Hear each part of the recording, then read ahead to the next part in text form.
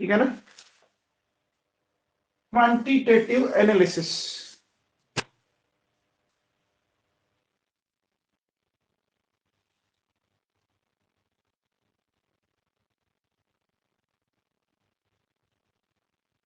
देखो क्वांटिटेटिव का मतलब समझो, सिंपल सी बात है, किसी भी ऑर्गेनिक कंपाउंड में किसी पर्टिकुलर एलिमेंट की मास परसेंटेज फाइंड आउट करनी। इसका मतलब क्या होता है? क्वांटिटेटिव एनालिसिस का मतलब है calculation of mass percentage of an element in an organic compound. ठीक है ना। कोई भी जो ऑर्गेनिक कंपाउंड होगा ना, उस ऑर्गेनिक कंपाउंड में हमें किसी पर्टिकुलर एलिमेंट की मास परसेंटेज फाइंड आउट करनी है। क्या फाइंड आउट करनी है? मास परसेंटेज फाइंड आउट करनी है बच्चों। ठीक है ना। हमने हेडिंग डाली है क्वांटिटेटिव एनालिसिस। इसका मतलब क्या होता है? इसका मतलब होता है किसी भी ऑर्गेनिक कंपाउंड के अंदर पर्टिकुलर एलिमेंट की मास परसेंटेज, कितने परसेंट कार्बन है, कितने परसेंट हाइड्रोजन है, कितने परसेंट ऑक्सीजन है ना, नाइट्रोजन है, सल्फर है, अलग अलग एलिमेंट की बात करेंगे अपन। ठीक है ना बच्चों। तो हेडिंग आपने डालनी सबने, क्वांटिटेटिव एनालिसिस। क्वांटिटेटिव एनालिसिस का मतलब है calculation of mass percentage of an element in an organic compound, है ना। एक ऑर्गेनिक कंपाउंड में अलग अलग एलिमेंट की मास परसेंटेज फाइंड आउट करनी है। तो अब बच्चों इसमें अपन सबसे पहले लेते हैं नंबर 1। आप हेडिंग डालो, सबसे पहले देखो, मास percentage of carbon and hydrogen. Mass percentage of carbon and hydrogen. देखो सुनो, सबसे पहले ये जिस मेथड से करते हैं, एक तो उस मेथड का नाम पता होना चाहिए। ये जिस मेथड से करते हैं उस मेथड का नाम होता है लिविंग मेथड। क्या बोला? हमें किसकी परसेंटेज फाइंड आउट करनी है बच्चों? कार्बन और हाइड्रोजन की। हम जिस मेथड से करते हैं उस मेथड का नाम होता है living method. LIEBING, living method. अब देखो करते क्या, सुनो। हमारे पास ऑर्गेनिक कंपाउंड है सपोज, इसका मास W ग्राम है। ठीक है बच्चों। इस ऑर्गेनिक कंपाउंड के अंदर हमारा जो है कंफर्म है, कार्बन और हाइड्रोजन तो होगा ही होगा। कोई भी ऑर्गेनिक कंपाउंड जो आप ले रहे हो उसके अंदर कंफर्म है बच्चों, कार्बन हाइड्रोजन तो होना ही होना है। हम क्या करते हैं बच्चों, उसको ऑक्सीजन की प्रेजेंस में हीट करते हैं, in the presence of cupric oxide. ये cupric oxide as a catalyst काम करते हैं। ऑर्गेनिक कंपाउंड को ऑक्सीजन की प्रेजेंस में अपन हीट करेंगे। तो एक बात बताओ बच्चों, ऑक्सीजन की प्रेजेंस में हीट करने का मतलब होता है ऑक्सीडेशन। कार्बन के ऑक्सीडेशन से क्या बनता है बताओ? कार्बन के ऑक्सीडेशन से क्या बन जाएगा बच्चों? CO2। और हाइड्रोजन के ऑक्सीडेशन से क्या बन जाएगा? H2O। ठीक है क्या? बोलो। अब देखो बच्चों, ये हमारे पास W ग्राम था। मान लीजिए CO2 जो बना वो है X ग्राम और H2O जो है वो Y ग्राम। ठीक है। CO2 जो बना वो मान लो आपका है X ग्राम और H2O जो बना वो कितना है? Y ग्राम है। ठीक है बच्चों। अब इनका पता कैसे करेंगे वो भी मैं आपको बताऊंगा थोड़ी देर बाद। तो अब एक बात बताओ बच्चों, ये जो CO2 है मेरे पास, इसके अंदर ये 12 ग्राम कार्बन है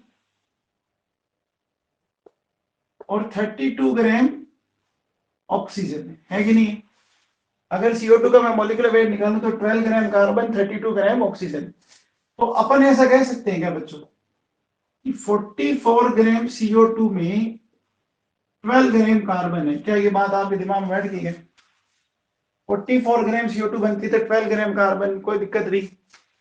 अगर मान लो मेरे पास 1 ग्राम CO2 है तो मैं कह सकता हूं 12/24 ग्राम ऑफ कार्बन। अच्छा CO2 कितनी बनी है बच्चों बताओ? X ग्राम बनी। तो X ग्राम CO2 में क्या होगा? 12/24 into X gram of carbon. क्या इतनी बात आपको समझ में आई? CO2 का मॉलिक्यूलर वेट सबको पता होता है बच्चों, 12 gram carbon, 32 gram oxygen, total हो गया 44 ग्राम।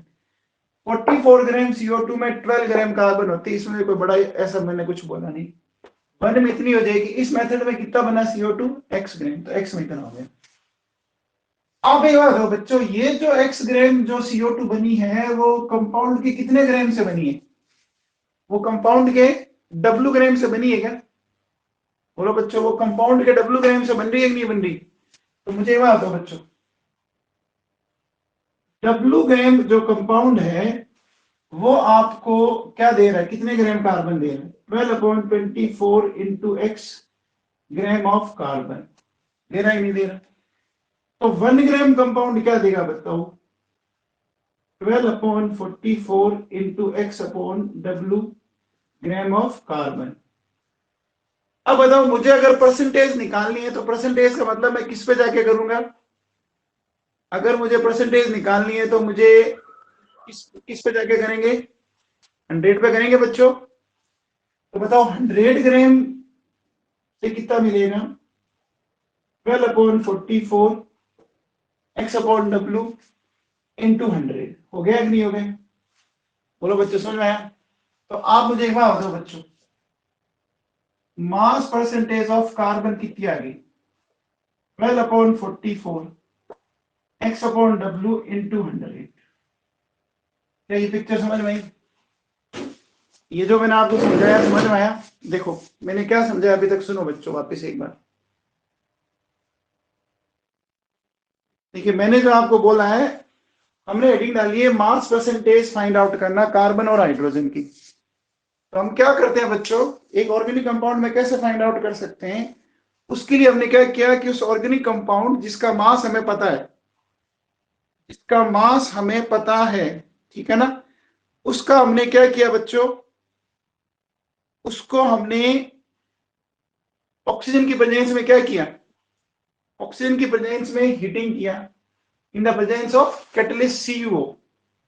ठीक है, ये जो कैटलिस्ट है इसके कारण क्या होगा, जो कार्बन है वो कन्वर्ट हो गया CO2 में, जो हाइड्रोजन है वो कन्वर्ट हो गया H2O में। ठीक, अब देखो बच्चों CO2 में अगर आप देखो तो 12 ग्राम कार्बन है, 32 ग्राम ऑक्सीजन है, इसमें भी कहीं प्रॉब्लम नहीं।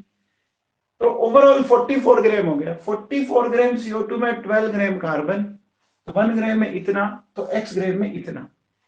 ये जो CO2 आपको मिली है, ये CO2 कितने ग्राम से मिली आप बता सकते हैं? ये जो CO2 मिली है वो कंपाउंड के कितने से, W से मिली है कि नहीं मिली? तो W ग्राम ने इतना दिया, तो 1 ने इतना दिया, तो 100 ने इतना दिया। तो ये समझ में आया कि नहीं आया ये फॉर्मूला? बच्चों समझ में आ गया क्या? आप में से किसी को कोई दिक्कत है तो बोलो।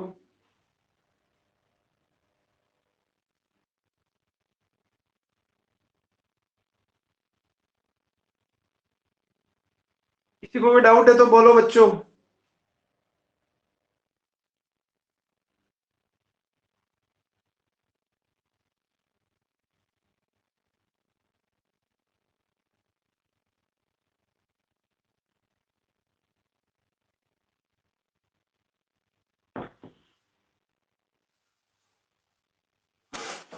तो बेटा जल्दी से नोट करो, फिर अपन बात करते हैं आगे।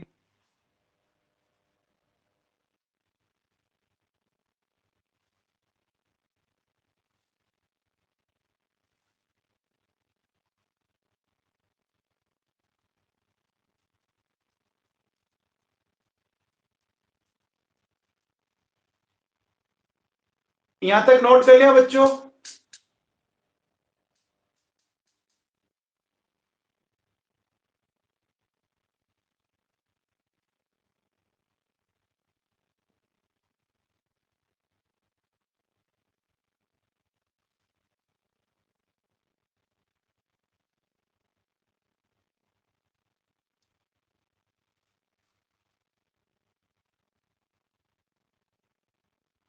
चलिए, तो ये तो हमने निकाली बच्चों किसकी परसेंटेज, हमने किसकी परसेंटेज निकाली? हमने निकाली बच्चों कार्बन की। अब अपन बात करेंगे बच्चों इसकी हाइड्रोजन की। तो हाइड्रोजन की बात करें बच्चों, देखो सुनो,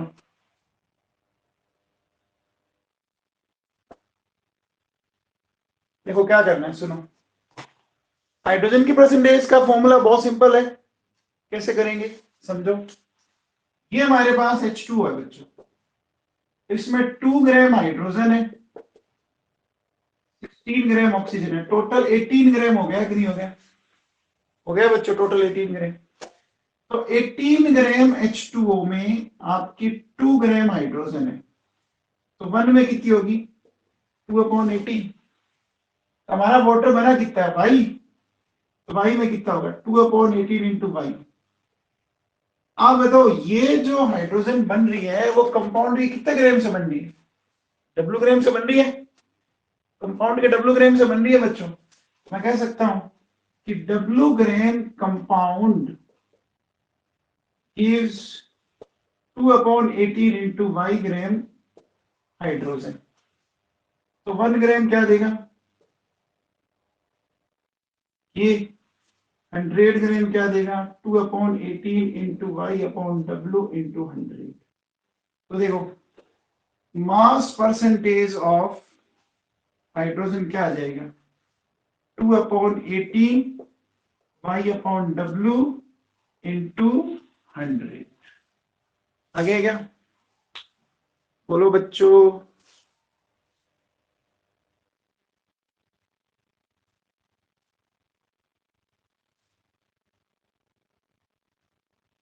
किसी को दिक्कत है तो बोलिए।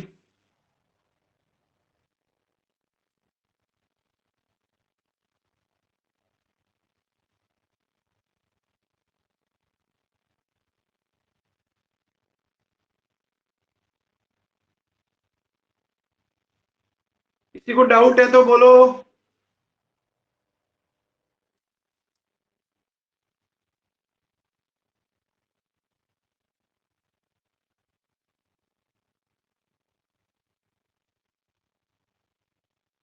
चलिए बच्चों आगे फिर, अदरवाइज ओके। चलो साहब, तो बात को आगे बढ़ाते हैं बच्चों। अब देखो बच्चों सुनो, हमने क्या बोला इसमें? देखो क्या क्या चीजें ध्यान रखनी है। सबसे पहले कार्बन और हाइड्रोजन को डिटरमाइन करने के मेथड का नाम ध्यान रखना है, लिविंग मेथड। ठीक है, एज ए कैटलिस्ट क्या काम आ रहा है? Cupric oxide. ठीक है, अब देखो बच्चों इसमें अब आप कहोगे सर हमें पता कैसे लगा कि CO2 कैसे, कितनी जनरेट हुई? ठीक है ना, कितना H2O जनरेट हुआ वो हमें कैसा पता लगा? तो देखो बच्चों एक नोट लगा के पॉइंट लिखो, नोट लगा के एक पॉइंट लिखो। लिखो in this method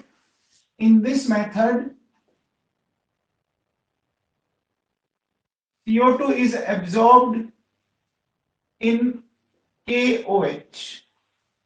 In this method, CO2 is absorbed in KOH.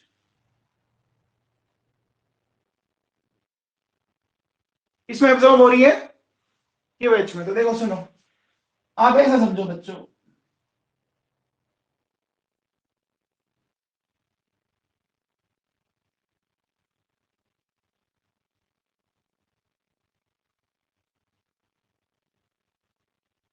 ये मान लीजिए हमारा कोई कंपाउंड है जहां हम इसको हीट कर रहे हैं, ये क्यूप्रिक ऑक्साइड, ये हमारा डब्ल्यू ग्राम कंपाउंड, और ऑक्सीजन की वजह से इसको हीट कर रहे हैं अपन। ठीक है, तो मैंने आपसे क्या बोला था कि इस कंपाउंड को अपन हीट कर रहे हैं, उसके अंदर क्या क्या है? उसके अंदर एक तो कार्बन है, एक हाइड्रोजन है। कार्बन ऑक्सीजन से रिएक्ट करके बना देगा CO2, हाइड्रोजन ऑक्सीजन से रिएक्ट करके बना देगा H2O। तो हम क्या करते हैं बच्चों, इन कंटेनर के अंदर, जैसे इस कंटेनर में तो मैंने भर रखा है मान लीजिए KOH, और इस कंटेनर के अंदर मैंने ले रखा है CaCl2। ठीक है, एक कंटेनर में मैंने ले रखा है KOH, एक में मैंने ले रखा है CO2। ठीक है क्या? तो अब मुझे एक बात बताओ बच्चों, ये जो KOH है ये बेस है, ठीक है, और CO2 जो है वो एसिडिक नेचर की गैस होती है। CO2 कौन सी नेचर की गैस होती है? एसिडिक। तो जो CO2 होगी वो सारी की सारी यहाँ एब्जॉर्ब हो जाएगी कि नहीं हो जाएगी बच्चों? बताओ, CO2 कौन से नेचर की गैस है? एसिडिक। KOH का नेचर है बेस, तो सारी की सारी CO2 यहाँ एब्जॉर्ब हो जाएगी।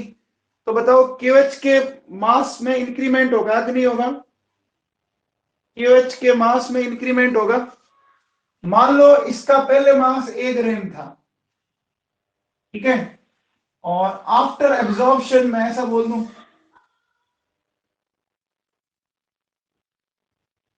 आफ्टर एब्जॉर्प्शन ऑफ CO2 इसका मास हो गया B ग्राम। तो बताओ बच्चों मास ऑफ CO2 कैसे निकालोगे फिर? B माइनस ए कर देंगे, सिंपल है, B माइनस ए कर दे बच्चों। जैसे कॉटन है बच्चों, आपने कॉटन को पानी में डाला, तो पहले कॉटन का मास क्या था, अब आप बाहर निकालो, अब कॉटन का मास क्या होगा, तो जो डिफरेंस वही तो वाटर एब्जॉर्ब किया होगा ना कॉटन ने। इसी वजह से देखो बच्चों सुनो, यहाँ ये CaCl2 क्या करेगा, यहाँ तो आ गई CO2, ये किसको एब्जॉर्ब करेगा, H2O को, ठीक है क्या? तो यहां क्या होगा, मान लो इसका पहले मास था आपका P ग्राम, ठीक है, एंड आफ्टर एब्जॉर्प्शन मास हो गया इसका Q ग्राम। तो बोलो मास क्या आ जाएगा, Q माइनस P ग्राम। आ जाएगा नहीं आ जाएगा, बोलो बच्चों, Q माइनस P ग्राम आ जाएगा।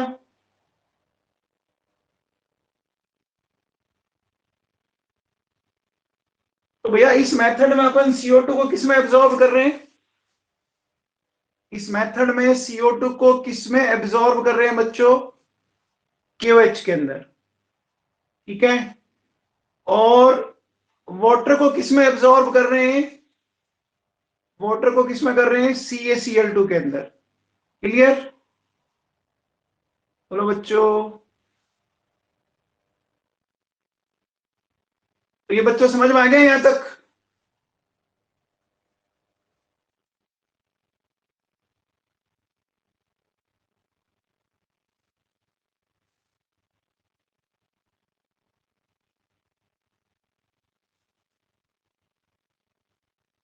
चलिए बच्चों अब अपन आगे चलते हैं बेटा। तो देखो मैंने आपको बताया मास percentage of carbon and hydrogen, living method, carbon को अपन निकालेंगे CO2 की फॉर्म में, हाइड्रोजन को निकालेंगे अपन H2O की फॉर्म में। Cupric oxide as a catalyst काम आता है, ठीक है, और CO2 को एब्जॉर्ब करने के लिए KOH काम में लिया था, और वाटर को एब्जॉर्ब करने के लिए हमने CaCl2 काम लिया था। अब आ जाओ बच्चों नेक्स्ट। नेक्स्ट देखो बच्चों सुनो, हेडिंग डालो mass percentage of sulphur, heading डालो mass percentage of sulphur.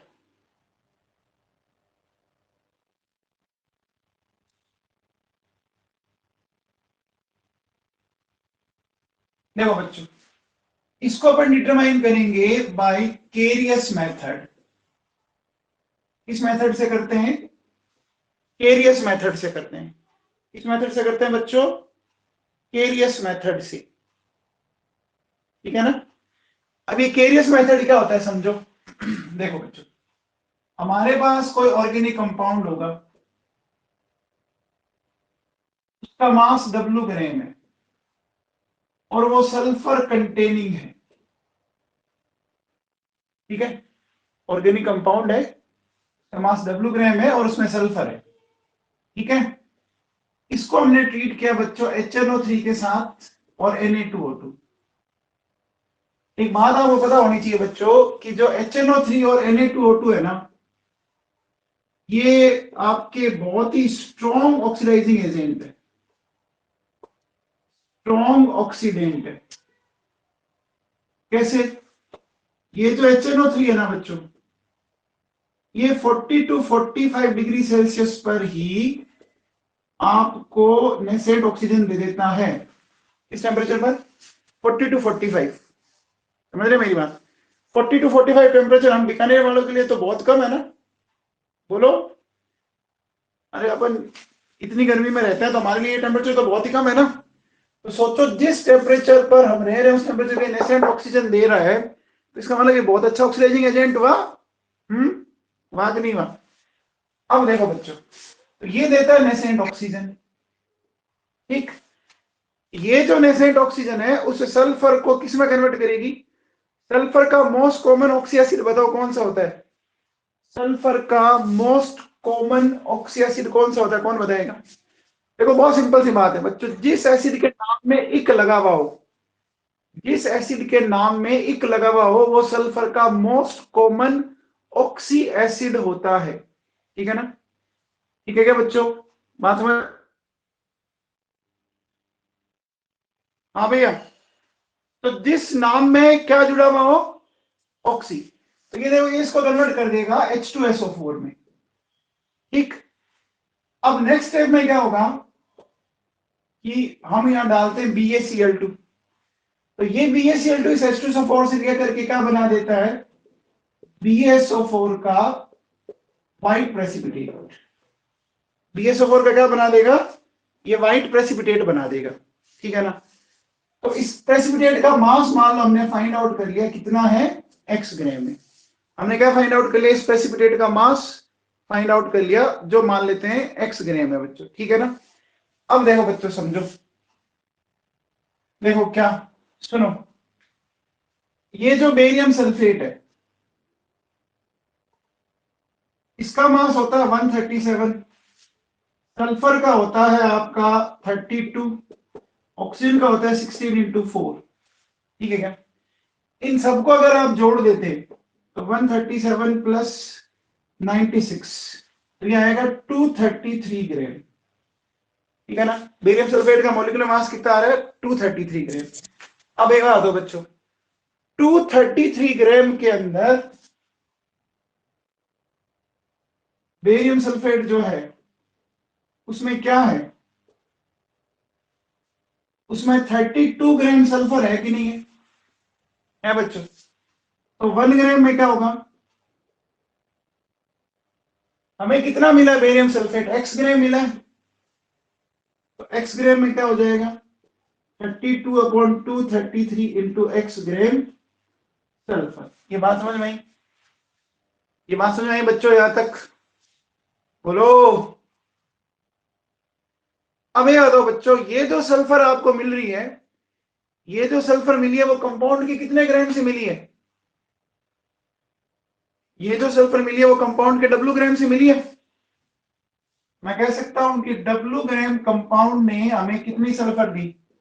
32/233 into x gram sulphur, तो 1 कितनी देगा? ये देगा 100, 32/233 x/W इंटू 100। तो बताओ बच्चों, मास परसेंटेज ऑफ सल्फर का फॉर्मूला क्या आ गया? 32/233, ये आ गया मेरे पास।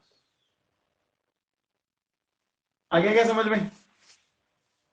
बोलो बच्चों, समझ में आ गया?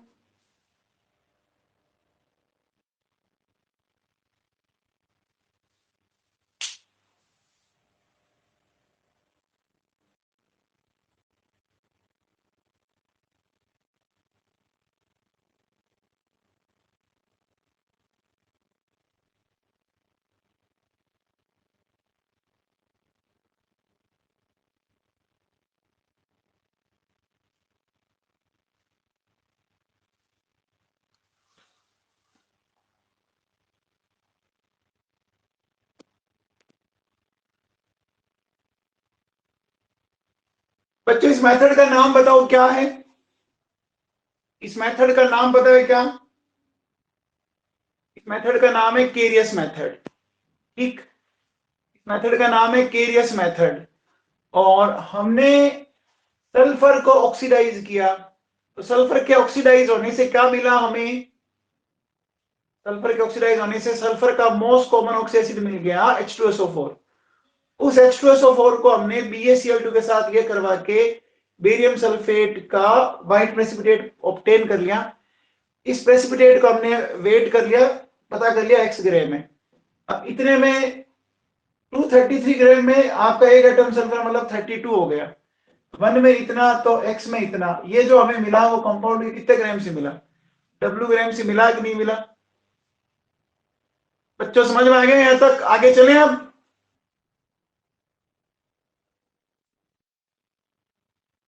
चलो तो नेक्स्ट चलते हैं बच्चों।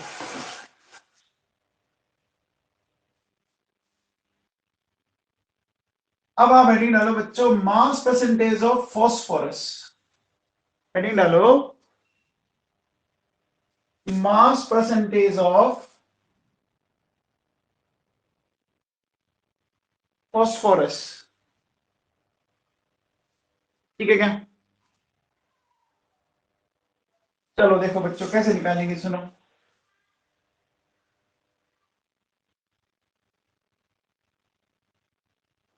सबसे पहले देखो बच्चों, मेरे पास ऑर्गेनिक कंपाउंड है, उसका मास ले लिया W ग्राम और वो उसमें फॉस्फोरस है। ठीक, मैंने उसको ट्रीट किया HNO3 प्लस Na2O2 के साथ। ठीक है क्या साहब? अब बच्चों HNO3 और Na2O2 क्या होते हैं? HNO3 और Na2O2 क्या होते हैं बच्चों? अभी थोड़ी देर पहले बताया था मैंने आप लोगों को, ऑक्सीडाइजिंग एजेंट। तो ये क्या करते हैं, ये एक नॉन मेटल को उसके मोस्ट कॉमन ऑक्सी एसिड में क्या करेंगे, ऑक्सीडाइज कर देंगे। तो बच्चों बताओ फॉस्फोरस का मोस्ट कॉमन ऑक्सी एसिड कौन है? कौन बताएगा आप में से? सबको पता है बच्चों, फॉस्फोरिक एसिड H3PO4, एकदम अच्छे से सबको पता है बच्चों। तो ये किस में चला जाएगा? ये चला गया H3PO4, that is phosphoric acid. ठीक हो गया। इस फॉस्फोरिक एसिड को हमने ट्रीट किया बच्चों मैग्नीशियम क्लोराइड प्लस NH4OH। इसको बोलते हैं बच्चों मैग्नीशिया मिक्सचर, इसको बोला जाता है मैग्नीशिया मिक्सचर बोलते हैं इसको। ठीक है, क्या नाम इसका? मैग्नीशिया मिक्सचर बोलते हैं इसको। ठीक है बच्चों, तो मैग्नीशिया मिक्सचर बोला जाता है। ओके, अब सुनो, आप मुझे बताओ बच्चों, ये जो फॉस्फेट आयन होता है, फॉस्फेट आयन पे चार्ज क्या है? फॉस्फेट आयन पे चार्ज क्या होता है? सबको पता है -3। -3 को अगर मुझे न्यूट्रलाइज करना है तो +3 चाहिएगा। +3 देखो मैं कहां से लाता हूं, देखो एक तो मैं ले आया मैग्नीशियम और एक में ले आया अमोनियम। बच्चों क्या ओवरऑल बैलेंस हो गया क्या? मैग्नीशियम अमोनियम फॉस्फेट, बोलो चार्ज बैलेंस हो गया क्या? ये बात समझ में आई? इसको बोलते हैं बच्चों मैग्नीशियम अमोनियम फॉस्फेट। अब देखो बच्चों, इसको हीट करेंगे अपन, तो इसके 2 मोल काम आएंगे। अब एक बात दिमाग में फिट कर लो, बहुत काम आएगी आपके हमेशा के लिए। आप मुझे बताओ बच्चों, अमोनियम में जो हाइड्रोजन है क्या वो एसिडिक हाइड्रोजन है? अमोनियम में जो हाइड्रोजन है क्या वो एसिडिक हाइड्रोजन है बच्चों? अमोनियम आयन जो है ना, वैसे जाता है कि नहीं जाता? NH3 और H+ जाता है ना? जाता है ना? दिमाग में फिट कर लो, जब भी किसी कंपाउंड के अंदर अगर एसिडिक हाइड्रोजन है तो जब भी आप उसको हीटिंग करोगे हमेशा आपके लिए क्या निकलेगा? वाटर का मॉलिक्यूल निकल जाएगा। तो मुझे एक बात बताओ बच्चों, ध्यान से सुनना, आपने 2 मोल लिए, कितने मोल लिए? 2 मोल लिए। तो 2 मोल से देखो क्या क्या होगा, यहां से मैंने एक तो निकाल दिए 2 मोल्स ऑफ अमोनिया, निकल जाएगी ना बच्चों? ये जो अमोनियम आयन है वो ऐसे ब्रेक होगा, NH3 और H+ होगा, होगा बच्चों? ठीक है ना? देन अपन क्या कह सकते हैं कि भैया एक बार बताओ, साथ में कितने H निकले होंगे? 2H। 2H एक ऑक्सीजन को खा जाएगा तो ये मिल गया H2O। अब पीछे क्या बचा बताओ? अब पीछे बचा Mg2P2O7। ये बचा नहीं बचा? चेक कर लो आप, बोलो बच्चों, यही तो बच रहा है कि 2 मोल लिए मैंने। ठीक है ना? एक अमोनियम इस तरह से डिकम्पोज होगा, अमोनिया और H+। तो 2 मोल से 2 अमोनिया निकल गए, दो अमोनियम है तो दो H भी मिले होंगे, एक ऑक्सीजन निकाल के मैंने H2O बना लिया, पीछे बच गया Mg2P2O7। इसको बोलते हैं बच्चों मैग्नीशियम पायरोफॉस्फेट। क्या बोलते हैं? Magnesium pyrophosphate. इसका देखो मॉलिक्यूलर वेट निकालते हैं बच्चों। देखो 2 × 24, 2 × 31, 16 × 7 सोल्व करेंगे बच्चों, क्या आएगा? 222 ग्राम। ये तो मैग्नीशियम है, ये फॉस्फोरस है, ये ऑक्सीजन है। ठीक, तो मुझे बताओ 222 ग्राम में कितने ग्राम फॉस्फोरस है? 222 ग्राम में कितने ग्राम फॉस्फोरस है बताओ? इतने में कितनी ग्राम फॉस्फोरस है? 62 ना। ठीक है बच्चों, तो मैं ऐसा कह सकता हूं, देखो इधर देखो, 222 ग्राम में आपको मिली 62 ग्राम फॉस्फोरस, तो वन में मिली 62/222। अच्छा, इसका जो प्रेसिपिटेट होता है उसका मास मैंने मान लिया x ग्राम है, तो बताओ x ग्राम में कितनी मिली? 62/222 इंटू x ग्राम। ठीक है क्या? मैग्नीशियम पायरोफॉस्फेट का बच्चों प्रेसिपिटेट मिलेगा, उस प्रेसिपिटेट का मास हमने वेइंग करके पता कर लिया x ग्राम है। अब ये जो हमें फॉस्फोरस मिली वो कंपाउंड के कितने ग्राम से मिली बच्चों बताओ?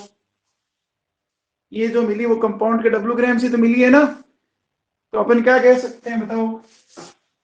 अपन कह सकते हैं बच्चों मास percentage of phosphorus 62/222 x/W into 100।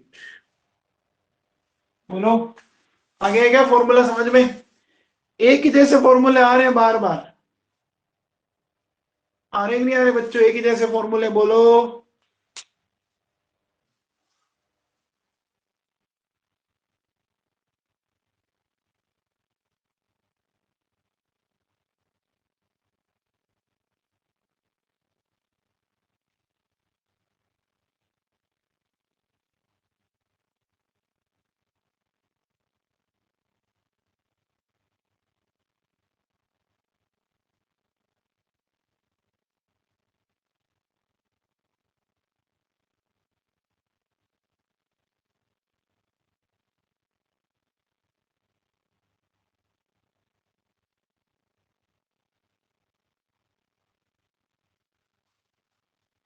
हो गया बच्चों?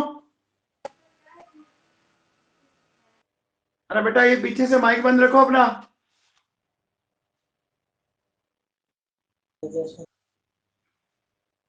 माइक बंद रख बेटा।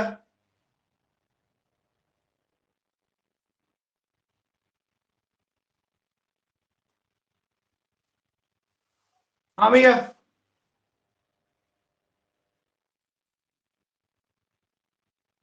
तो बच्चों ये मैंने बता दिया, फॉस्फोरस की बात हो गई। आगे चलें अब।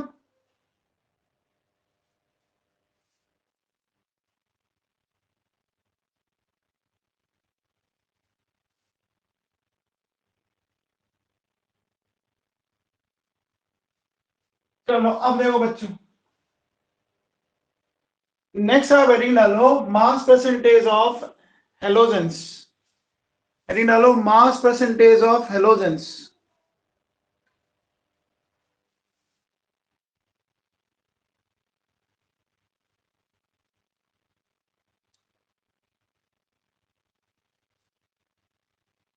मास परसेंटेज ऑफ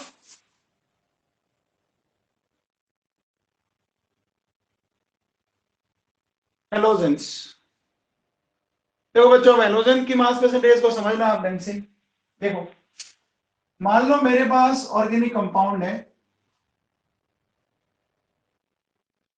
उसका मास है W ग्राम। उसमें कोई भी हेलोजन हो सकता है, may be chlorine, may be bromine, may be iodine, कोई भी हो सकता है। अब याद हो बच्चों, हेलोजन को प्रेसिपिटेट करने के लिए सबसे कॉमन रिएजेंट कौन है? कौन बताएगा बच्चों?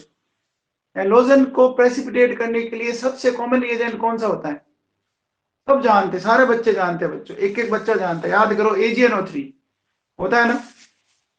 तो हमने काम में लिया बच्चों AgNO3 प्लस HNO3। ठीक, अब जो भी हेलोजन होगा वो इस तरह से प्रेसिपिटेट बना लेगा। ठीक, मान लीजिए वो AgCl है या ब्रोमीन है तो क्या होगा AgBr, और आयोडीन होगा तो क्या होगा AgI। AgCl का आपको मिलता है बच्चों व्हाइट प्रेसिपिटेट, AgBr का क्या मिलता है बताओ, AgBr का क्या मिलता है पता है क्या, लाइट येलो प्रेसिपिटेट, और ये डार्क येलो प्रेसिपिटेट मिलता है। हमने मान लिया है कि ये जो प्रेसिपिटेट मिला उसका मास x ग्राम है, मान लिया बच्चों, क्या मान लिया, मास कितने ग्राम है, x ग्राम मान लिया बच्चों, ठीक है ना। अब देखो बच्चों सुनो, इनके मॉलिक्यूलर वेट निकालते हैं। देखो 108 प्लस 35.5 ग्राम, यानी ये आएगा 143.5 ग्राम। 108 प्लस ब्रोमीन का होता है बच्चों 80, ये आ जाएगा 188 ग्राम पर मोल, ठीक है। AgI का कैसे निकालोगे, देखो 108 आयोडीन का होता है 127, ठीक है ना, तो ये आ जाएगा 235 ग्राम पर मोल। यहां तक किसी को दिक्कत बच्चों, कुछ नहीं किया, ऑर्गेनिक कंपाउंड जो था W ग्राम उसको मैंने ट्रीट किया AgNO3 प्लस HNO3। AgNO3 आपको पता है कि हेलोजन को प्रेसिपिटेट कर देगा, प्रेसिपिटेट करके क्या कर देगा बच्चों, आपको प्रेसिपिटेट मिल गया। अगर व्हाइट है तो वो AgCl है, लाइट येलो है तो वो AgBr है, और डार्क येलो है तो AgI है। ये इनके मॉलिक्यूलर वेट है। अब मुझे बता दो बच्चों 143.5 ग्राम में 143.5 ग्राम AgCl में कितने ग्राम Cl है बताओ। अगर मान लो इतना व्हाइट प्रेसिपिटेट मिला, इसमें कितने ग्राम क्लोरीन है बताओ तो सही। 35.5 है, सबको दिख रहा है, तो अपन ऐसा कह सकते हैं 143.5 ग्राम AgCl में 35.5 ग्राम क्लोरीन है, तो वन में कितना होगा। तो हमारा ये मान लीजिए प्रेसिपिटेट x ग्राम है, तो कितना हो जाएगा 35.5 143.5 इंटू एक्स। क्या ये बात ठीक है क्या, ये बात ठीक है क्या बच्चों।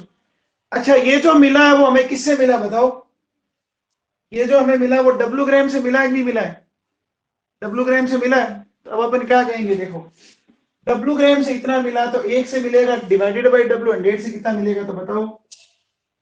मास परसेंटेज ऑफ क्लोरीन कैसे निकाल देंगे, 35.5 143.5 x अपॉन W इंटू 100। ये बात ठीक है क्या, ये बात जमी क्या। तो अब बताओ बच्चों, अगर मुझे मास परसेंटेज ऑफ ब्रोमीन का फॉर्मूला बनाना हो, क्या मैं बना सकता हूं।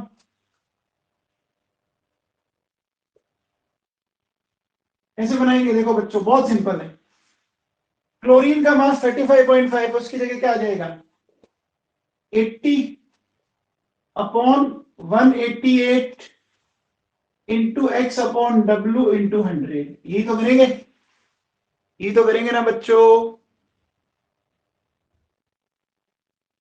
अच्छा बताओ, मास परसेंटेज ऑफ आयोडीन पता करना है, तो बोलो क्या होगा 127 235 into x upon W into 100। आ गया कि नहीं आ गया, ये फॉर्मूला समझ में आ गया बच्चों सबको, जल्दी से नोट करो इनको।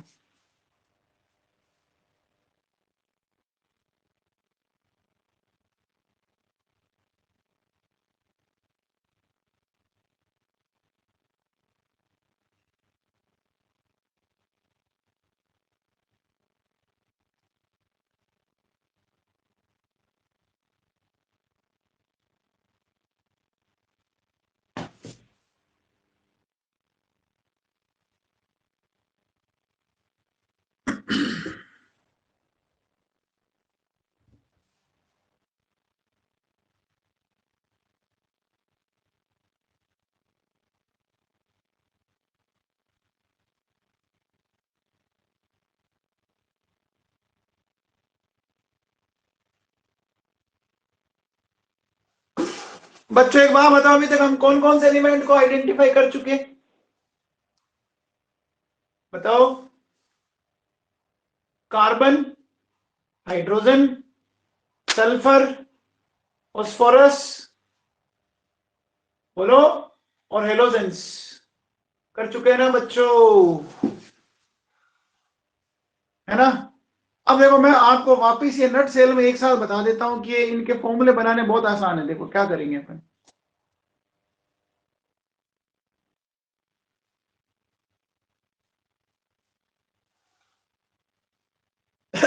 नोट कर लिया क्या सबने?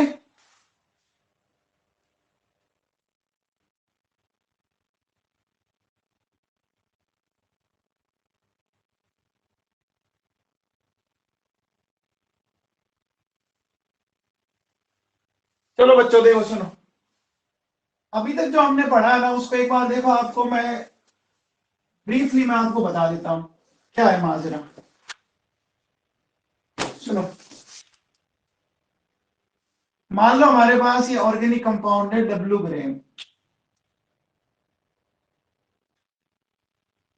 ठीक है क्या साहब? हम बात करेंगे हाइड्रोजन की, ऑक्सीजन की, सल्फर की, फास्फोरस की, क्लोरीन की, ब्रोमीन की, और आयोडीन की, ठीक है? सबसे पहले बताओ बच्चों, हाइड्रोजन को हमने किस फॉर्म में ऑब्टेन किया, कौन बताएगा? Hydrogen H2O, sorry, oxygenic carbon. Carbon को हमने CO2 की फॉर्म में, सल्फर को हमने बेरियम सल्फेट की फॉर्म में, फास्फोरस को हमने किया Mg2P2O7 की फॉर्म में, Cl को किया AgCl की फॉर्म में, इसको किया AgBr की फॉर्म में, और इसको किया AgI की फॉर्म में। क्या ये किया कि नहीं किया? पहले ये बताओ, जो मैंने लिखा है आपके सामने ये सबको समझ में आया है क्या? यही तो किया था। अब देखो बच्चों सुनो,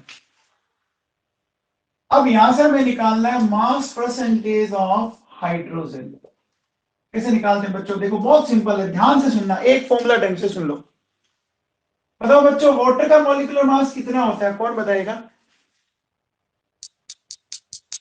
18। उसको यहां नीचे लिखो। उस 18 में कितने ग्राम हाइड्रोजन है? उस 18 में कितने ग्राम हाइड्रोजन है? 2 gram into x upon W into 100, बस। मास परसेंटेज ऑफ कार्बन पता करनी है बच्चों। तो बताओ इस CO2 का मॉलिक्यूलर वेट आपको पता है क्या साहब? 44 ऊपर 12, ऐसे करेंगे। मास परसेंटेज ऑफ सल्फर, इसका मास होता है बच्चों 233, ऊपर आ गया 32। फास्फोरस का मास था 222, 62, सही है। इसका पता करना है बच्चों क्लोरीन 35.5, क्लोरीन कितना है? 131, 143.5, एक्स अपॉन डब्ल्यू। फिर bromine 80, 188 into x upon W into 100। अच्छा, इस AgI से हमें किसका पता करना है बच्चों? मास परसेंटेज ऑफ आयोडीन। बताओ क्या करेंगे? 127, 235 into x upon W into 100। ईमानदारी से बताओ, ये फॉर्मूला एकदम सिंपल सिंपल से है कि नहीं है?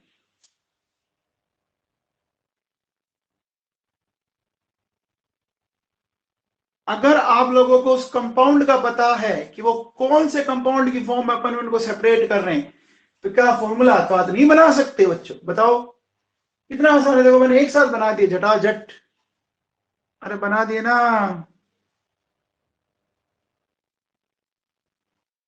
बच्चों, समझ में आया आप लोगों को? तो देखो बच्चों, ये डब्ल्यू तो यहाँ पे क्या पता है क्या आपको? डब्ल्यू तो क्या है? Mass of organic compound. और एक्स जो है वो क्या है? मास ऑफ प्रेसिपिटेट, या जो कंपाउंड बन रहा है उसका। ठीक है क्या?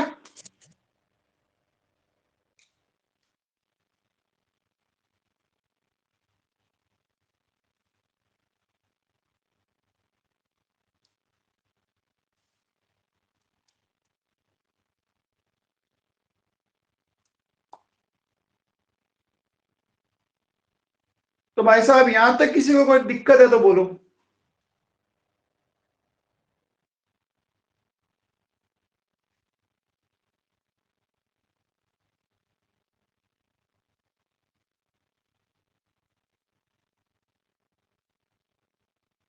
मेरे हिसाब से बहुत सिंपल सी बात है बच्चों, आप आराम से कर सकते हैं। अब एक बात बताओ बच्चों, हाइड्रोजन और कार्बन को डिटरमाइन किस मेथड से किया था बताओ? हाइड्रोजन और कार्बन इन दोनों को किया था हम लोगों ने लिविंग मेथड से।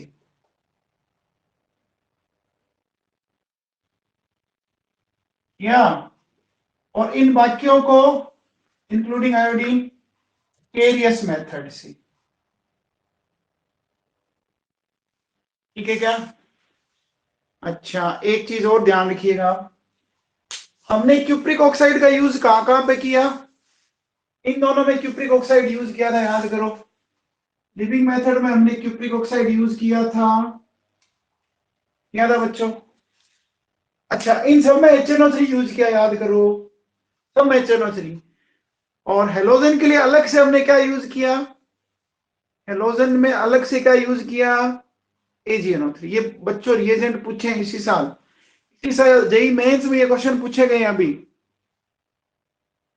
तो मैं इनको लिखा ही देता हूं एक जगह, आपको अलग से लिख लो आप, है ना? लिखो, वापिस लिख लो, लिखो living method is used, living method is used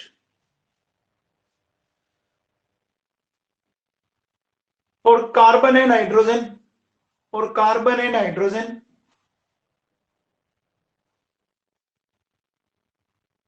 ठीक है, आगे लिखो, in this method cupric oxide is used as a catalyst।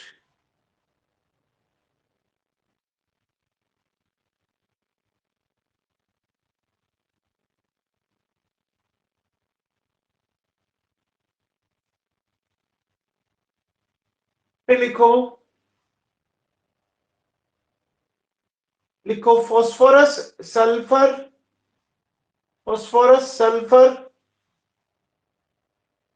and halogens are determined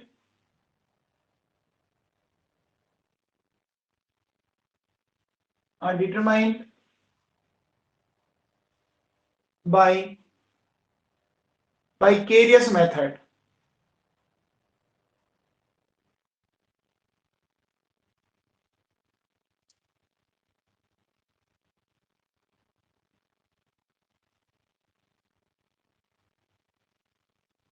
फिर लिखो HNO3 is used, HNO3 is used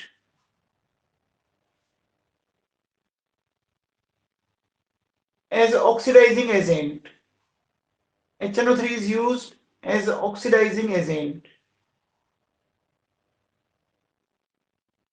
ठीक है, फिर लिखो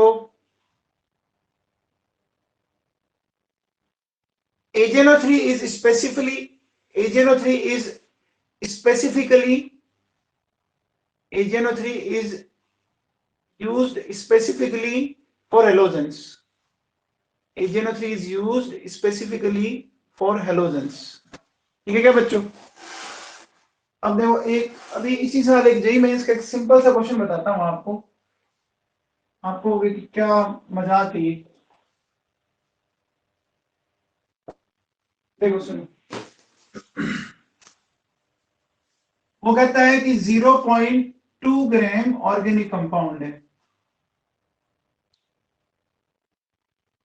इससे आपको मिल रहा है 0.188 ग्राम AgBr। ये कहता है कि बताओ मास परसेंटेज ऑफ ब्रोमीन बताओ।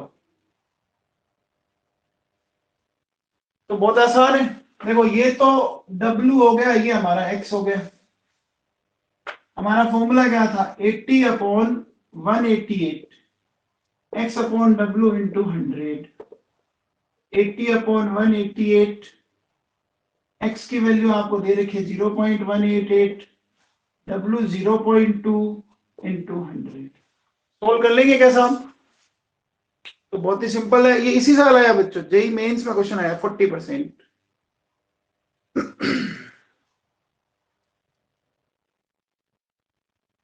हो गया बच्चों,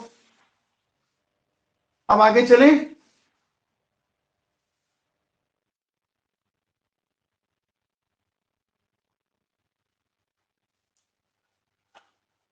आप बच्चों एनसीईआरटी में आप है ना देख सकते हो, एनसीईआरटी में बहुत सारे क्वेश्चंस मिल जाएंगे आप लोगों को।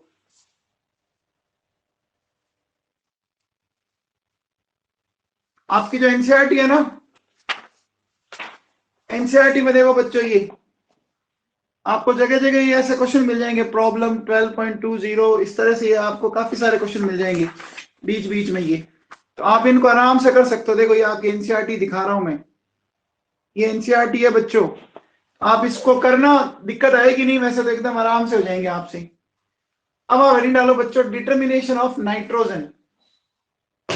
हेडिंग डालो डिटर्मिनेशन ऑफ नाइट्रोजन।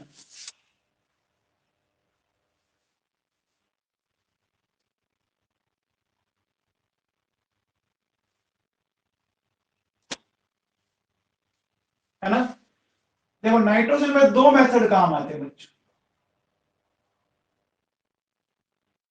सबसे पहला मेथड है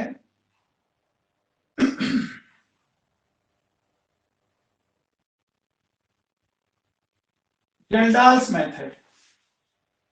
सबसे पहला मेथड है बच्चों जेल्डाल्स मेथड।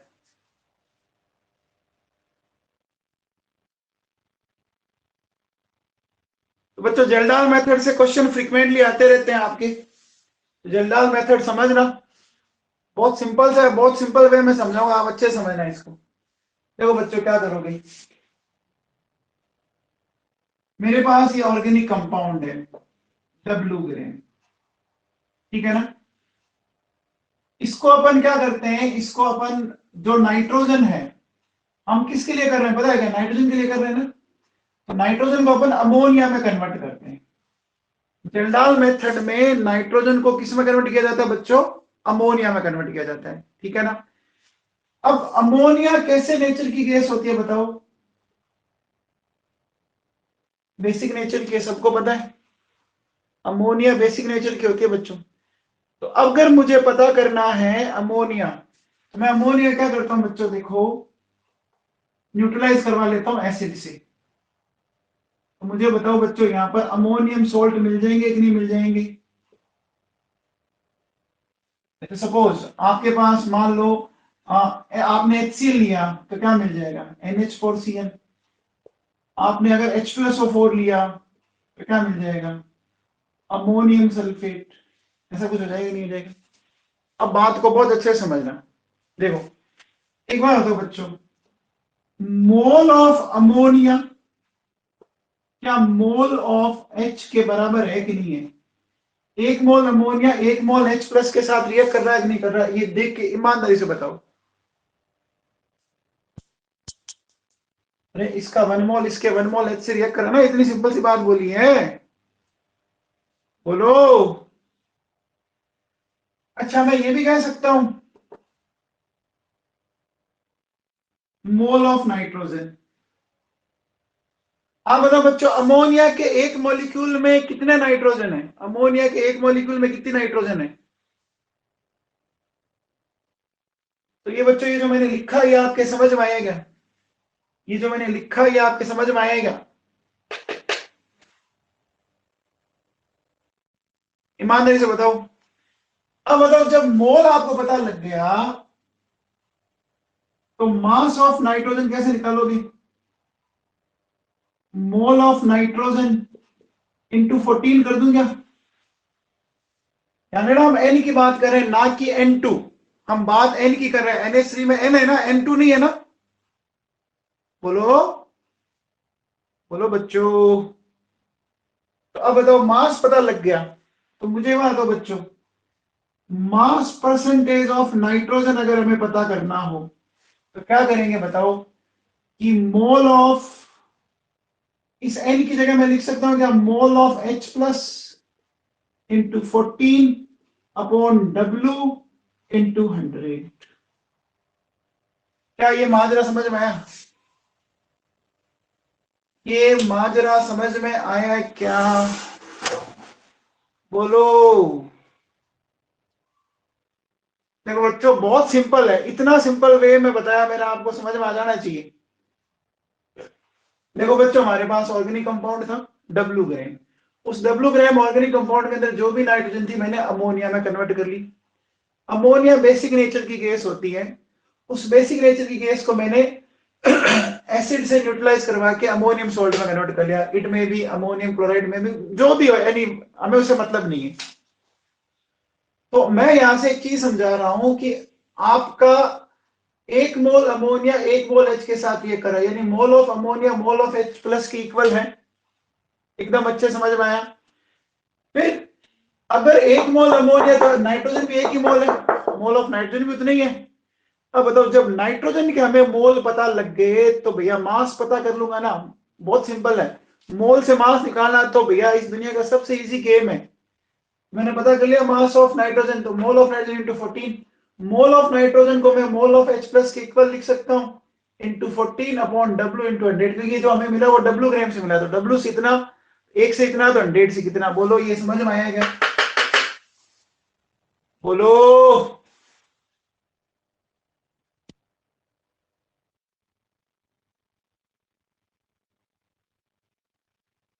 तो ये नोट कर लिया बच्चों आप लोगों ने एकदम अच्छे से?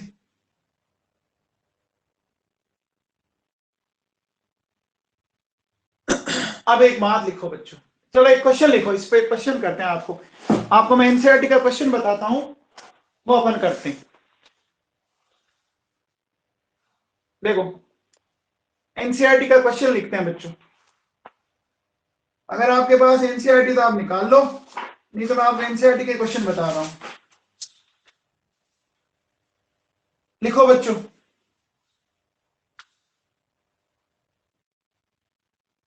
लिखिए, in Kjeldahl method, in Kjeldahl method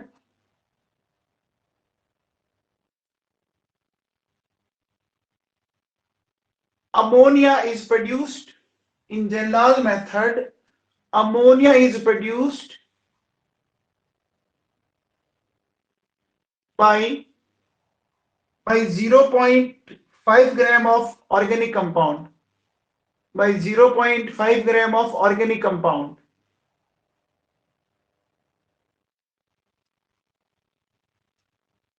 and it is neutralized by, and it is neutralized by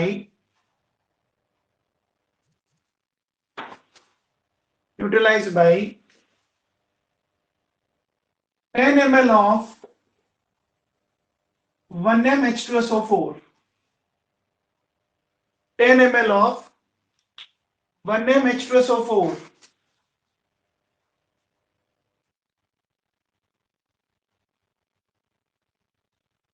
Then determine mass percentage of nitrogen, mass percentage of nitrogen in compound.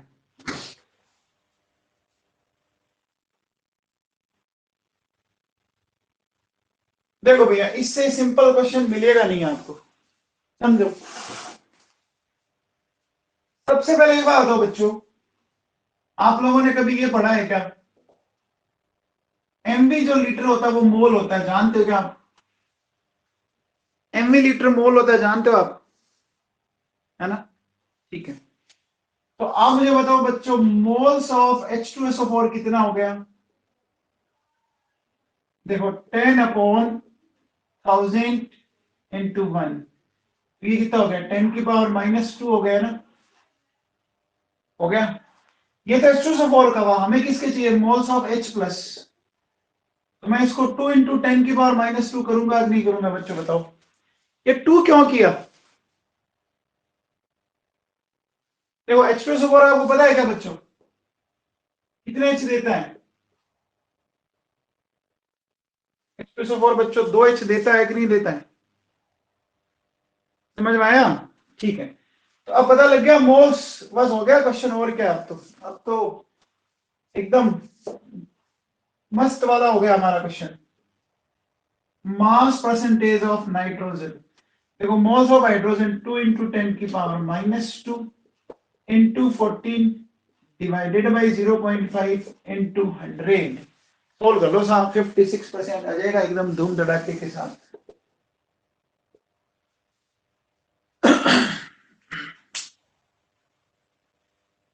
क्या समझ में आया आप लोगों को?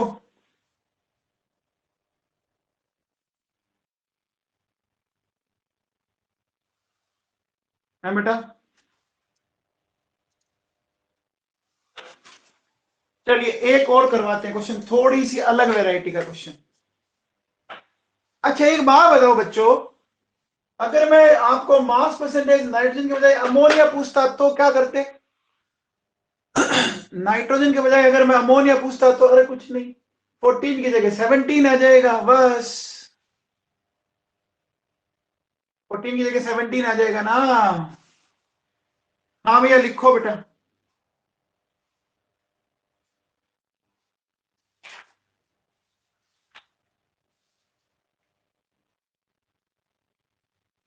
लिखो,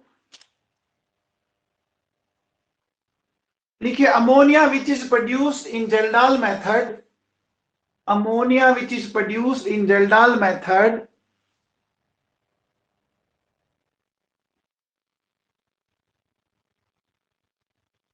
was absorbed in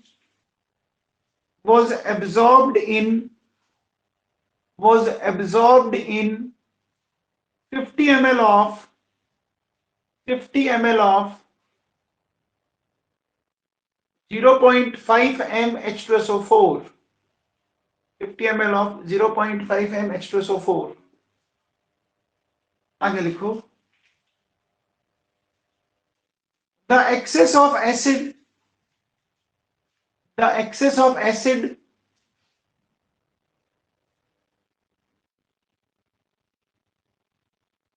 was neutralized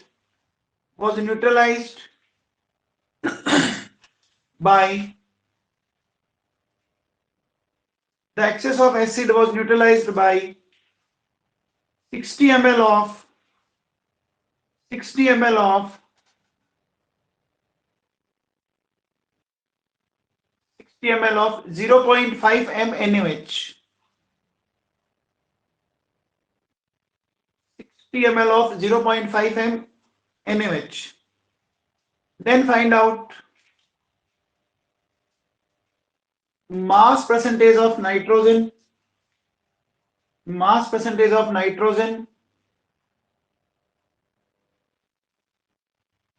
if mass of organic compound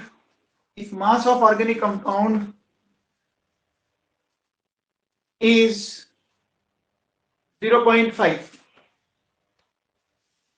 अब देखो बच्चों इस क्वेश्चन को समझना बड़ा सिंपल है, एकदम अच्छे से समझना, सुनना बच्चों। देखो बच्चों सुनो, सबसे पहले बताओ बच्चों मोल्स ऑफ H2SO4 क्या? 0.5 अपॉन 50 ये कर सकते हैं? बोलो बच्चों कितने हो गए? 2.5 × 10⁻⁻2, ये ठीक है क्या? मोल्स ऑफ H2SO4 ठीक है क्या? ठीक। अब बताओ बच्चों अगर मैं बोलूं कि मोल्स ऑफ H प्लस बताओ तो डबल कर दूं क्या? तो 5 × 10⁻⁻2, ठीक। अब देखो बच्चों मोल्स ऑफ NaOH, तो उसने दिया है शायद 0.5 60 ml, ये दिया था ना, डिवाइडेड बाई 1000, ये करेंगे अपन। तो आप बताओ बच्चों क्या हो जाएगा आपका? 3 × 10⁻⁻2।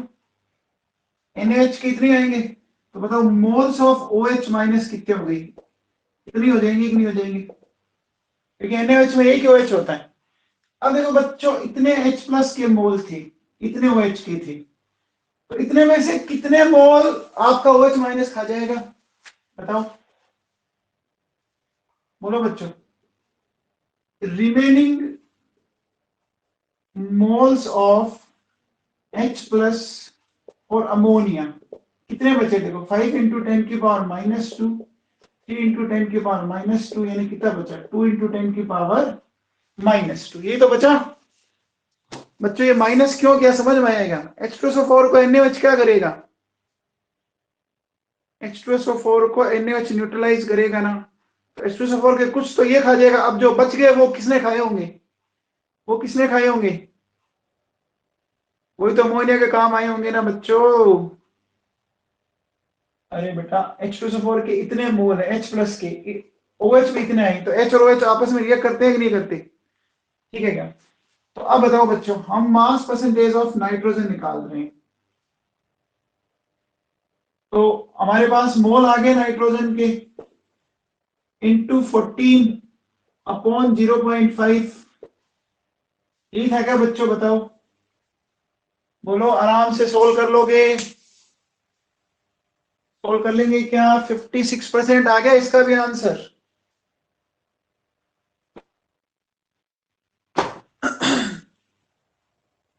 बोलो,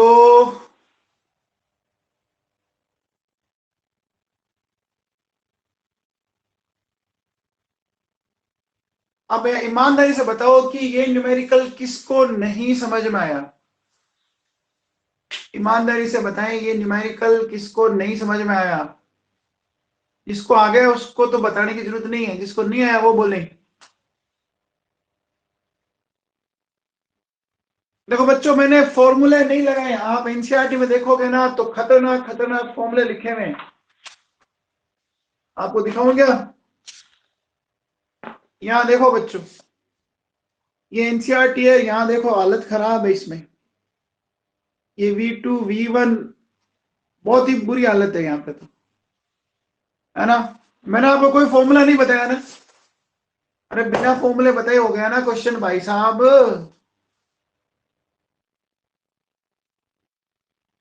चलो भैया, अब इसमें कुछ पॉइंट्स दिखते हैं, तो हेडिंग डालो भैया, special points of Kjeldahl method, special points of Kjeldahl method.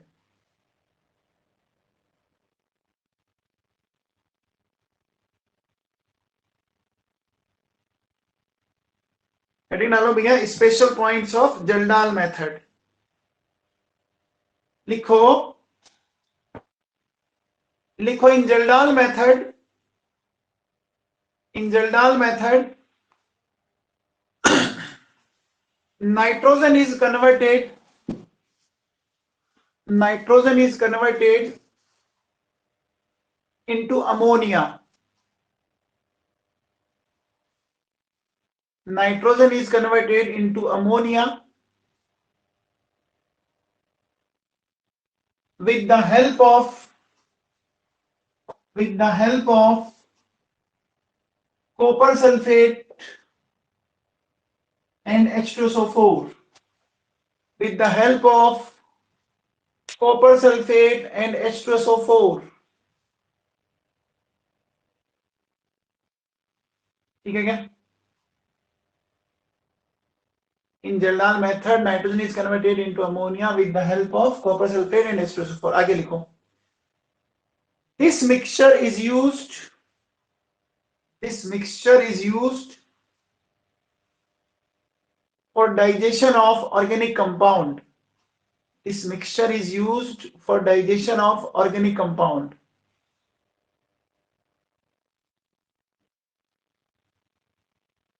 ठीक है, आगे लिखो। Ammonia is obtained, ammonia is obtained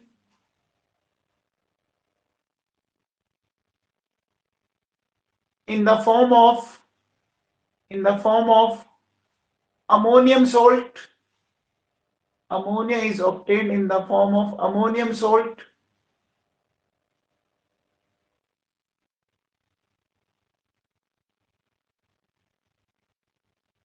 and these ammonium salts, and these ammonium salts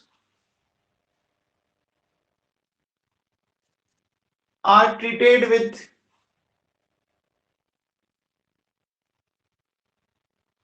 NaOH, NaOH, NaOH to produce free ammonia. To produce free ammonia. एक तो बच्चों ये जाने ना, ये डाइजेशन मिक्सचर वाला इंपॉर्टेंट है। अब आप लिखो बच्चों लिमिटेशंस ऑफ जेल्डाल मेथड। लिखो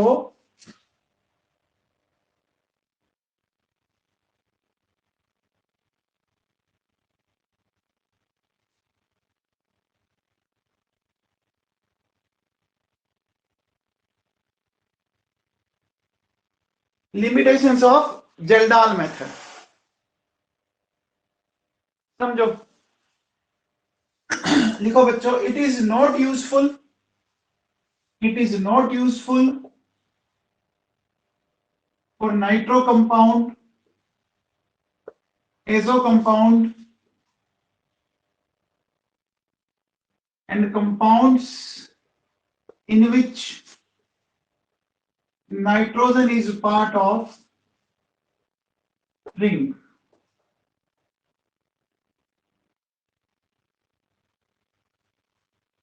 It is not useful for nitro compound, azo compound and compounds in which nitrogen is part of ring. समझो, देखो बच्चों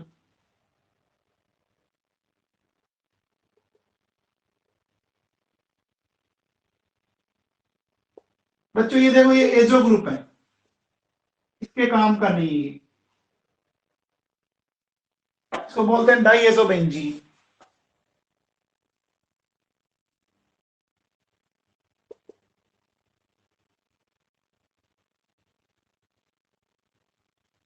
इसको बोलते हैं एजॉक्सी बेंजीन, इसके भी काम का नहीं है ये।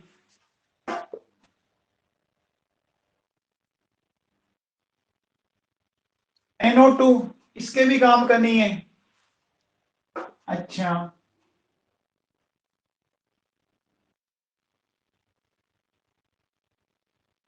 ये इसके भी काम का नहीं है, बेंजीन डाइएजोनियम क्लोराइड है ना, ये ऐसे लिख लो आप।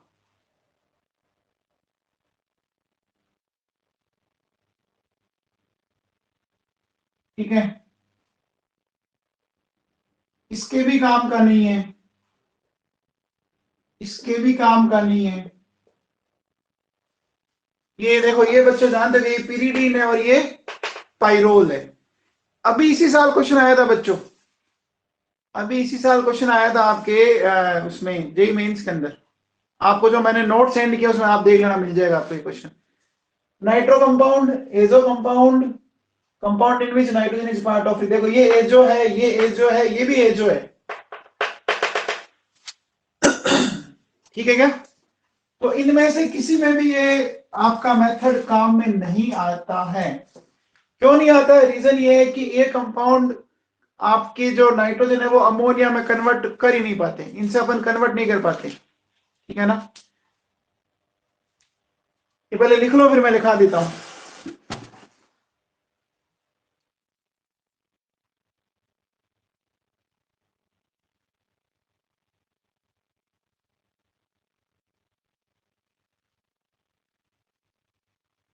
रीजन लिखो, रीजन लिखो। Ammonia is not obtained, ammonia is not obtained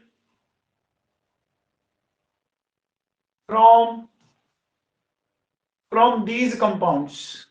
Ammonia is not obtained from these compounds.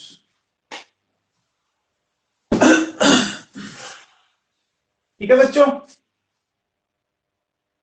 Note कर लिया बच्चों?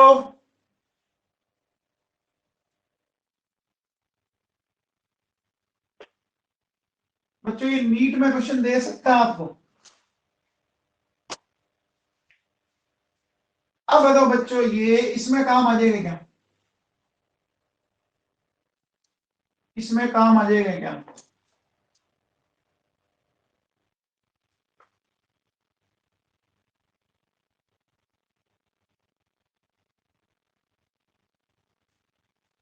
इनके काम आ जाएगा क्या बच्चों, बोलो। देखो ये एनिलीन है, आ जाएगा, इसमें भी आ जाएगा, इसमें भी आ जाएगा। रीजन बहुत सिंपल है, हम H2SO4 काम लेते हैं ना, तो H2SO4 क्या करेगा बच्चों बताओ। ये जो H2SO4 है ना, ये NH2 है बच्चों, तो जो H प्लस है वो इस पर अटैक करेगा और बन जाएगा NH3+, और ये अमोनिया की फॉर्म में फिर अपन इसको आराम से रिलीज करवा लेंगे। तो इनके लिए जल्डाल मेथड काम में आ जाता है, इनके लिए जल्डाल मेथड काम में आ जाता है बच्चों, आगे समझ में।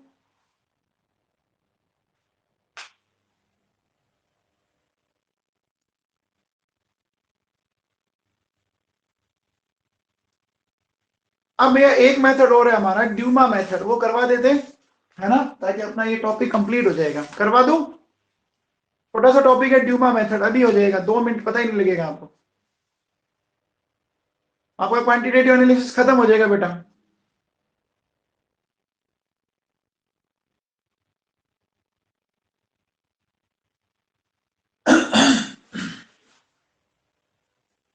हाँ भैया लिखो,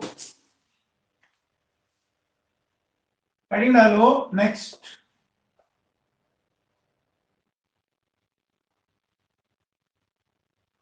लिखो ड्यूमास मेथड, ड्यूमास मेथड, ये भी नाइट्रोजन की डिटेक्शन के लिए है बच्चों। लिखो, लिखो, this method is also used, this method is also used for the determination of, for the determination of mass percentage of, mass percentage of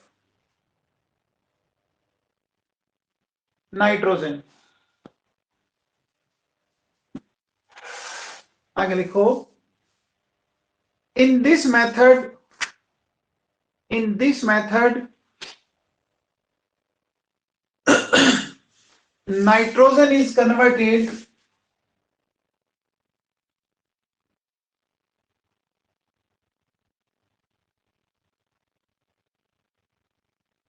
in this method nitrogen is converted molecular nitrogen,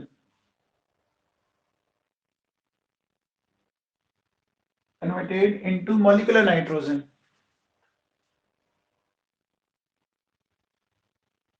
at a definite temperature, at a definite temperature and pressure, a definite temperature and pressure।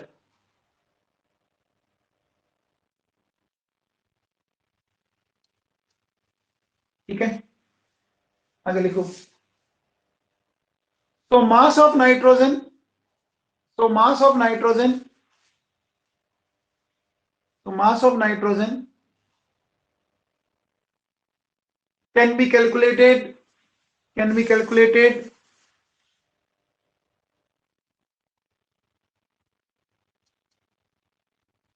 by using, by using ideal gas equation,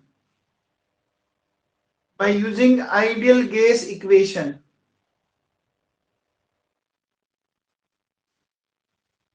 अब एक बात सुन लो बच्चों, देखो इसमें एक छोटा सा point समझ लो आप, देखो एक तो होती है ड्राई नाइट्रोजन, है ना, ड्राई नाइट्रोजन का तो मतलब है ओनली नाइट्रोजन। एक होती है बच्चों मॉइस्ट नाइट्रोजन, का मतलब इसमें क्या है, नाइट्रोजन प्लस वाटर वेपर है, दोनों है, ठीक है ना। तो जो टोटल प्रेशर आएगा वहां पर वो किस किस का होगा, वो नाइट्रोजन का भी होगा और वो आपका वेपर प्रेशर भी होगा। वाटर के वेपर के प्रेशर को अपन क्या बोलते हैं, वेपर प्रेशर बोलते हैं ना, वाटर की वेपर का जो प्रेशर होता है उसको वेपर प्रेशर बोलते हैं क्या बच्चों, बताओ, है ना। अच्छा, इस वेपर प्रेशर को एक नाम और देते हैं बच्चों, पता है क्या, इसी को बोलते हैं एक्वस टेंशन। मुझे बताओ, अगर P of nitrogen find out करना है तो क्या कर सकता हूं मैं, P of total minus vapour pressure, या जिसको अपन क्या बोलते हैं, एक्वस टेंशन। क्या कर सकते हैं? ऐसा कर सकते हैं क्या बच्चों?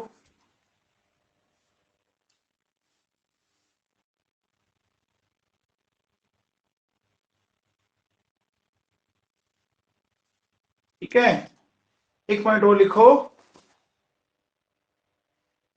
लिखो cupric oxide, cupric oxide is used, cupric oxide is used as a catalyst.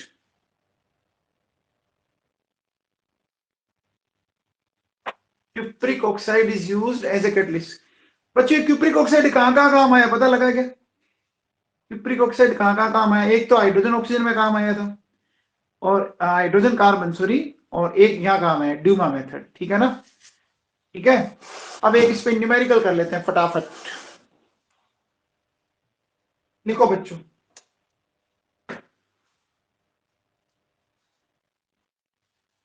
लिखो in Dumas method, in Duma method 0.3 gram of organic compound,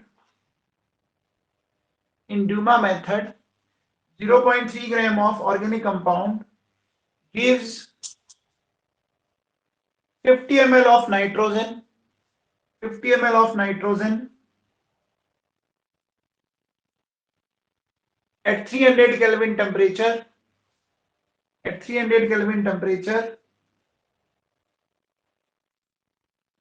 and 715 mm pressure, 715 mm pressure.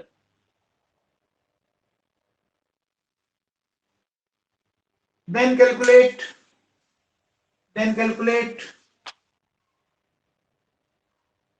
mass percentage of nitrogen, and calculate mass percentage of nitrogen in compound if aqueous tension, या vapor pressure, if aqueous tension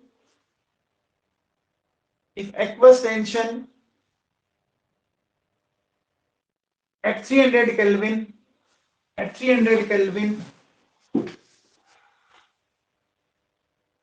is 15 mm Hg, 15 mm, कितना? 15 mm। बच्चों इस question को पढ़ने से कुछ समझ में आ रहा है आप लोगों को? इस क्वेश्चन को पढ़ने से कुछ समझ में आ रहा है क्या? देखो, सबसे पहले बताओ बच्चों, आपको पी टोटल इसने कितना दिया? 715, और उसी जगह उसने वेपर प्रेशर कितना दिया बच्चों? 15 mm दिया कि नहीं दिया? दिया है ना बच्चों, बताओ। तो मुझे बताओ, प्रेशर ऑफ नाइट्रोजन मैं फाइंड आउट कर सकता हूं, एकदम सिंपल सी बात है बच्चों। वॉल्यूम ऑफ नाइट्रोजन कितना गिवन है बताओ? 50 ml गिवन है कि नहीं है? एक बात बताओ बच्चों, कितना आसान है, पीवी इक्वल्स टू एनआरटी। क्या मैं नहीं लगा सकता? यहां से मैं देखो एन क्या कर सकता हूं, पीवी अपॉन आरटी। प्रेशर बच्चों ये 700 mm है ना, तो डिवाइड कर देंगे 760 से, क्यों? कन्वर्ट करना पड़ेगा ना बच्चों एटीएम में। वॉल्यूम है 50, तो लीटर में कन्वर्ट कर लिया मैंने। ठीक है, आर की वैल्यू आप जानते हैं बच्चों, 0.0821, टेम्परेचर 300। बच्चों ये जो मैंने लिखा ये समझ में आएगा? पहले बताओ। देखो बेटा, प्रेशर आपके पास 700 है, एमएम में था, मैंने इसको डिवाइड करके कन्वर्ट कर लिया एटीएम के अंदर। ठीक है क्या? बोलो। फिर वॉल्यूम 50 ml है, उसको डिवाइड किया 1000 से, आर की वैल्यू और टी की वैल्यू। ये बताओ, मेरे पास नाइट्रोजन के मोल्स आ गए, तो बताओ मास ऑफ नाइट्रोजन क्या हो जाएगा? 700 इंटू 50 इंटू 28। ध्यान रखना यार, 28 से मल्टीप्लाई करना है। यहां हम एन नहीं N2 ऑब्टेन कर रहे हैं, पता है क्या? इस मेथड में हम n नहीं n2 ऑब्टेन कर रहे हैं बच्चों, पता है क्या साहब? 760,000 0.0821 into 300, ठीक है क्या? अब देखो हमें निकालना क्या है, मास परसेंटेज ऑफ नाइट्रोजन। तो क्या करेंगे बच्चों, ये जो नाइट्रोजन मिली वो कंपाउंड की कितने ग्राम से मिली बताओ, कितना ग्राम दिया था आपको कंपाउंड का मास, कितना दिया था? 0.3 ग्राम दिया था क्या? अरे बच्चों तो मास परसेंटेज कैसे निकालोगे, mass of nitrogen divided by 0.3 into 100, यही तो करेंगे। मास ऑफ नाइट्रोजन आप यहां से रख लीजिए, है ना? मास ऑफ नाइट्रोजन आप यहां से रख सकते हो बच्चों। 700 इंटू 50 इंटू 28 डिवाइडेड बाई 760,000 ये 0.3 इंटू 100, बोलो समझ में आएगा बच्चों? आया बच्चों समझ में आपको? मेरे हिसाब से बच्चों ये इक्वेशन तो आप बहुत यूज करते हो यार, पीवी इक्वेशन आरटी तो करते हो, नहीं करते हो?